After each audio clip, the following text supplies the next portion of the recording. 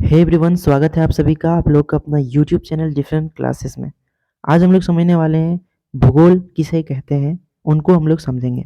उसके साथ साथ और भी क्वेश्चंस को हम लोग इस वीडियो में समझने की कोशिश करेंगे, जैसे भूगोल का अर्थ क्या होता है, भूगोल के प्रकार कितने प्रकार के हैं, भूगोल के पिता किसे कहा जाता है और आधुनिक भूगोल के जनक किसे कहा जाता है। बिल्कुल ही आसान शब्दों में इसको समझने की कोशिश करेंगे।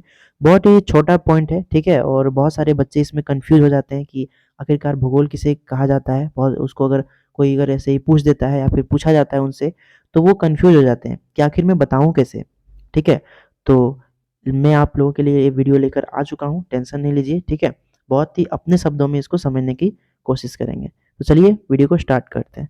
वीडियो स्टार्ट करने से पहले दोस्तों आप सभी से एक छोटी सी रिक्वेस्ट है कि अगर आप चैनल पे नए हैं तो चैनल को प्लीज़ सब्सक्राइब कर लीजिएगा, ताकि ऐसे ही वीडियो जैसे ही आपके पास ये हमारे चैनल पे आए तो सबसे पहले आपके पास वो वीडियोस का नोटिफिकेशन पहुंच सके। तो चलिए वीडियो को स्टार्ट करते हैं।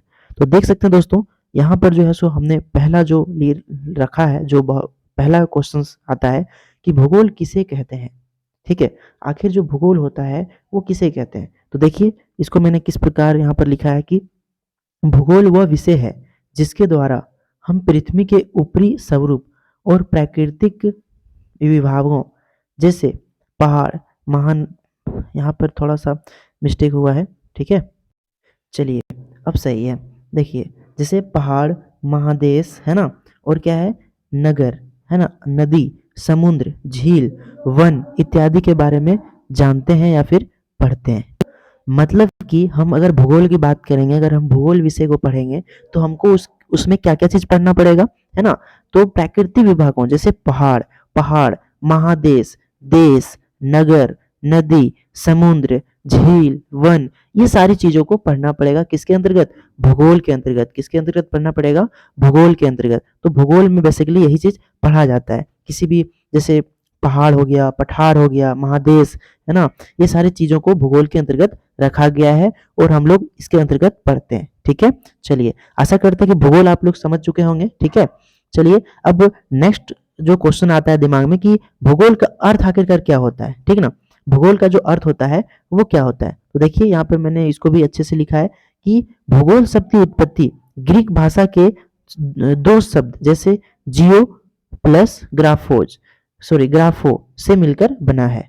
ठीक है, भूगोल शब्द की जो उत्पत्ति हुआ है यानी कि उसका जो अर्थ है वो किस भाषा से लिया गया है, ग्रीक भाषा के शब्द जियो प्लस ग्राफो से मिलकर बना है। जिसमें जियो का क्या अर्थ होता है, तो जियो का अर्थ होता है पृथ्वी। क्या होता है, पृथ्वी। ठीक है, और ग्राफो का अर्थ क्या होता है, ग्राफो का अर्थ होता है वर्णन करना, किसी भी चीज को वर्णन करना। तो सबसे पहले क्या था, जियो। जियो का मतलब क्या होता है, पृथ्वी, और ग्राफो का मतलब क्या होता है, वर्णन करना। ठीक है, तो अब तो हम ये कह सकते हैं ना कि भूगोल में ना हम लोग पृथ्वी का अध्ययन करना है, इसलिए यहाँ पर लिखे हैं। अतः हम यह कह सकते हैं कि भूगोल का अर्थ होता है पृथ्वी का वर्णन करना या अध्ययन करना। उसी को हम लोग भूगोल के अंतर्गत रखते हैं या फिर समझते हैं। ठीक है, तो ये था आपका भूगोल का अर्थ, जिसका दो शब्द होता है, जियो का मतलब पृथ्वी, और ग्राफो का अर्थ क्या होता है, वर्णन करना, यानी कि ज्योग्राफी में हम लोग पृथ्वी को अच्छे से पढ़ते हैं, उसका वर्णन करते हैं। ठीक है, चलिए नेक्स्ट क्वेश्चन जो दिमाग में आता है वो आता है कि भूगोल कितने प्रकार के होते हैं। आखिरकार जो भूगोल होता है वो कितने प्रकार के होते हैं। तो देखिए कितने प्रकार के होते हैं, हेटनर और यहाँ पर लिखा है ना, हेटनर और क्या लिखा है, हॉटसॉर्न। ठीक है, पर आधारित भूगोल की तीन मुख्य शाखाएं हैं। पहला क्या है, भौतिक भूगोल, दूसरा है मानव भूगोल और तीसरा है प्रादेशिक भूगोल। अगर भूगोल की बात करें तो भूगोल कितने प्रकार के होते हैं, तो वो इसके देखिए यहाँ पर हेटनर और हॉटसॉन पर आधारित भूगोल की तीन मुख्य शाखाएं हैं, जिसका नाम है भौतिक भूगोल, मानव भूगोल और प्रादेशिक भूगोल। ठीक है, भौतिक भूगोल के अंतर्गत हम क्या क्या चीज पढ़ते हैं, देखिए भौतिक भूगोल के अंतर्गत हम लोग पढ़ते हैं किसी भी प्राकृतिक परिघटनाओं को उल्लेख होता है।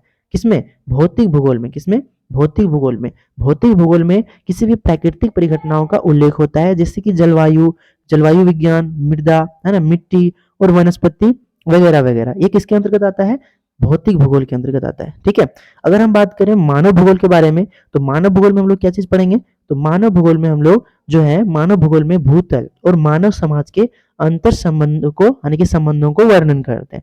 मतलब मानव भूगोल जैसा कि नाम से ही पता चल रहा है, जिसमें जो है सो मानव के जीवन स्तर के बारे में हम लोग पढ़ते हैं, उसे हम लोग मानव भूगोल कहते हैं। ठीक ना। चलिए, अब नेक्स्ट है प्रादेशिक भूगोल।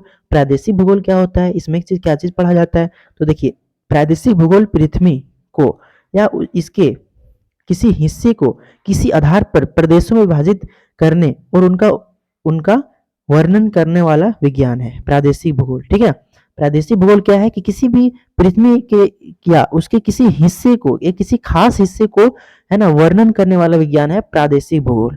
ठीक है, पूरी यहाँ पर पृथ्वी का बात नहीं हो रहा है, किसी एक खास जगह है ना, देखा ना, किसी हिस्से को किसी आधार पर प्रदेशों में विभाजित करने और उनका वर्णन करने वाला विज्ञान है प्रादेशिक भूगोल। ठीक है, तो समझ गया जी, भूगोल के कितने प्रकार के होते हैं, 3 प्रकार के, कौन कौन, भौतिक भूगोल, मानव भूगोल और प्रादेशिक भूगोल। तो भौतिक भूगोल में क्या क्या चीज पढ़ते हैं हम लोग, यहाँ पर मैंने लिख दिया है, और मानव भूगोल में क्या क्या चीज पढ़ते हैं वो भी मैंने समझ गए है ना, और जो प्रादेशिक भूगोल है उसमें क्या क्या चीज पढ़ा जाता है वो भी हम आपको बता दिए। ठीक है, चलिए कोई कंफ्यूजन नहीं है।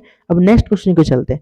नेक्स्ट क्वेश्चन जो बहुत सारे लोग जो है सो दिमाग में रखते हैं कि भूगोल के पिता किसे कहा जाता है। ठीक है, तो भूगोल के जो पिता कहे जाते हैं ना वो हिकेटियस को बोला जाता है। किसको बोला जाता है, हिकेटियस को। ठीक है, मुझे पता है कि आप लोग को दिमाग में चल रहा होगा इरेटोस्थनीज इरेटोस्थनीज, बहुत सारे बच्चे कंफ्यूज हो जाते हैं। ठीक है, तो अगर भूगोल के पिता अगर कहेगा ना तो ये हिकेटियस होगा। क्या होगा, हिकेटियस, इधर से। ठीक है, हिकेटियस कहलाएगा। लेकिन अगर भूगोल के जनक बोल दे तब क्या होगा, इरेटोस्थनीज। ठीक है, मतलब अगर यदि भूगोल के जनक अगर भूगोल के पिता बोले तो क्या टिक करना है, हिकेटियस। ठीक है, और अगर भूगोल के जनक बोले तो वो इरेटोस्थनीज हो जाएगा। क्या हो जाएगा, इरेटोस्थनीज। ओके, तो ये था आपका, है ना, इस प्रकार से आपको समझना है अच्छे से, क्योंकि भूगोल जो है ना एक बहुत बड़ा इंटरेस्टिंग सब्जेक्ट है। इसको समझने से पहले भूगोल क्या होता है उसको समझना बहुत जरूरी होता है।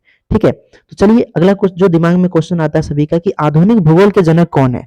आधुनिक भूगोल के जो जनक है वो हम्बोल्ट को माना जाता है। किसको माना जाता है, हम्बोल्ट को। ठीक है, तो ये था ज्योग्राफी किसे कहते हैं, यानी कि भूगोल किसे कहते हैं, उनके बारे में मैंने बताया है ना। वीडियो कैसा लगा है ना, आप लोग कमेंट करके जरूर बताइएगा, क्योंकि बहुत सारे बच्चे जो है ना भूगोल पढ़ने जब जाते हैं, मतलब भूगोल जब चैप्टर स्टार्ट होता है कोई भी चैप्टर, तो उसमें जो है सो उसको कुछ भी टॉपिक समझ ही नहीं आता है। ठीक है, तो सबसे पहले ये जानना बहुत जरूरी होता है कि आखिर भूगोल होता क्या है, भूगोल में हम लोग पढ़ते क्या है। ठीक है, वो चीज जो है सो इस वीडियो में मैंने आपको बताने की कोशिश किया हूँ, और आशा करते हैं कि आप लोग जो है सो इस वीडियो से कुछ ना कुछ सीखे होंगे। ठीक है, तो अगर चैनल पर नए हैं तो चैनल को क्या करना है, सब्सक्राइब करना है। ठीक है, चलिए मिलते हैं फिर अगले वीडियो में कुछ नए टॉपिक के साथ। तब तक रखिए अपना ख्याल, हंसते रहिए, मुस्कुराते रहिए एंड पढ़ते रहिए। जय हिंद, जय झारखंड।